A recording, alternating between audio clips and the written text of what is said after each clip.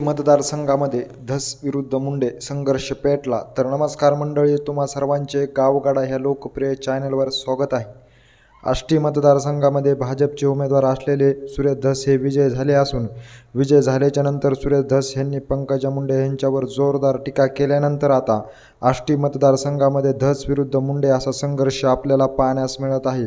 पंकजा मुंडेंनी मला पाठबळ दिले नाही, माझ्या विरोधात प्रचार करण्यास भाग पाडले असून सिट्टीला विजय करण्यासाठी पंकजा मुंडेंनी हालचाली केल्या असल्याचा अनेक असे आरोप सुरेश धस यांनी पंकजा मुंडे यांच्यावर केल्यानंतर पंकजा मुंडे प्रेमीकडून सुरेश धस यांच्याविषयी अश्लील भाषेत पोस्ट वापरून त्यांचा जाहीर निषेध देखील करण्यात आल्यानंतर सुरेश धस समर्थकांनी देखील अशा कार्यकर्त्यावर तात्काळ गुन्हा दाखल करण्यात यावा ह्यासाठी पोलीस स्टेशन गाठल्याचे देखील आपल्याला पाहण्यास मिळालेले आहे.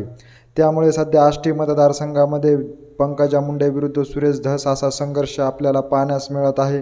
कारण पंकजा मुंडे विरुद्ध सुरेश धस यांचे कार्यकर्ते एकमेकांच्या परस्पर उभे ठाकत असल्याचे आपल्याला चित्र आता ह्या आष्टी मतदारसंघामध्ये पाहण्यास मिळत आहे.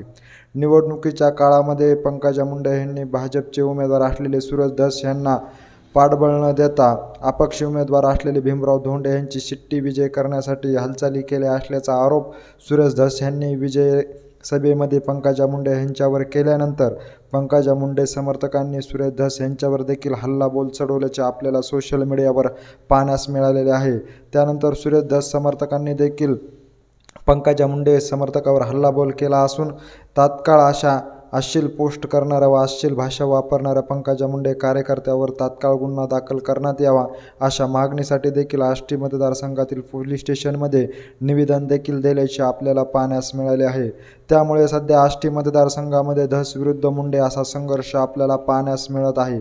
भाजप जरी सत्तेत आली असली तरी आष्टी मतदारसंघामध्ये मात्र पंकजा मुंडे विरुद्ध भाजपचे सुरेश धस संघर्ष निर्माण होत असल्यामुळे ह्याचे परिणाम काय घडणार ह्याविषयी नेमकं तुम्हाला काय वाटतंय हे आम्हाला आमच्या कमेंट बॉक्समध्ये नक्की कळवा. आणि अशीच अपडेट जर तुम्हाला वेळोवेळी जाणून घ्यायची असेल आणि तुम्ही अजूनही आमच्या चॅनलला जर सबस्क्राईब केलं नसेल तर नक्की सबस्क्राईब करा. धन्यवाद.